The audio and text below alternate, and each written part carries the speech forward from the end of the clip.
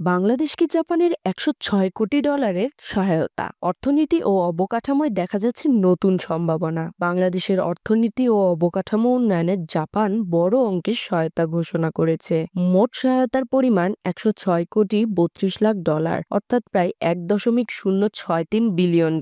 এর মধ্যে রয়েছে বাজেট সহায়তা, রেলপথের উন্নয়ন এবং অনুদান, যা বাংলাদেশের জন্য এক গুরুত্বপূর্ণ কৌশলগত অর্জন হিসেবে বিবেচনা করা হচ্ছে। এই ঘোষণা এসেছে প্রধান উপদেষ্টা অধ্যাপক মোহাম্মদ ইউনূসের টোকিও সফরের সময়। সফরের অন্যতম গুরুত্বপূর্ণ মুহূর্ত ছিল জাপানের প্রধানমন্ত্রী শিগেরু ইশিবার সঙ্গে অনুষ্ঠিত দ্বিপক্ষীয় বৈঠক, যেখানে এই সহায়তার বিস্তারিত চূড়ান্ত হয়। সবচেয়ে উল্লেখযোগ্য অংশ হল $418 মিলিয়ন দেওয়া হয়েছে উন্নয়ন নীতি ঋণ হিসেবে, যা অর্থনৈতিক সংস্কার ও জলবায়ু স্থিতিস্থাপকতা বৃদ্ধির লক্ষ্যে ব্যবহার হবে। এই ঋণের মাধ্যমে সরকার বাজেট ঘাটতি মোকাবেলা, সবুজ অবকাঠামো বিনিয়োগ এবং জলবায়ু অভিযোজন কার্যক্রম জোরদার করতে পারবে। সহায়তার আরেকটি বড় অংশ ব্যয় হবে রেলপথের উন্নয়নে। বাংলাদেশের পরিবহন ব্যবস্থায় রেল খাত দীর্ঘদিন ধরে অবহেলিত। জাপানের প্রযুক্তি ও অভিজ্ঞতার সমন্বয়ে এই খাতে যে পরিবর্তন আসবে তা পণ্য পরিবহন এবং যাত্রী সেবার মান বাড়াতে সহায়ক হবে। এছাড়া অনুদান খাতে যে অর্থ বরাদ্দ করা হয়েছে তা সামাজিক খাত ও দুর্যোগ প্রস্তুতি উন্নয়নে ব্যয় করা হবে বলে ধারণা করা হচ্ছে। বিশ্লেষকরা বলছেন, এই সহায়তা কেবল অর্থনৈতিক নয়, কূটনৈতিক দিক থেকেও গুরুত্বপূর্ণ। কারণ দক্ষিণ এশিয়ায় চীন ও ভারতের ভূরাজনৈতিক প্রভাবের মাঝে জাপান এক শান্ত, প্রযুক্তি নির্ভর বিকল্প হিসেবে নিজেদের অবস্থান জোরদার করছে। এই প্রেক্ষাপটে বাংলাদেশের সঙ্গে জাপানের সম্পর্ক আরও গভীরতর হওয়ার সুযোগ তৈরি হলো। অর্থনৈতিক সংকট, বৈশ্বিক মন্দা এবং জলবায়ুর হুমকির সময় এ ধরনের আন্তর্জাতিক সহযোগিতা দেশের জন্য কতটা গুরুত্বপূর্ণ এবং এই অর্থ কিভাবে ব্যবহার করা হবে তা কি যথাযথভাবে মনিটরিং করা হবে? এই প্রশ্নগুলোর উত্তর ভবিষ্যতে পরিষ্কার হবে। তবে আপাতত বলা যায়, টোকিও সফরে বাংলাদেশের জন্য এসেছে একটি বড় বিজয়ের বার্তা। আপনারা দেখছিলেন প্রতিদিন সকাল।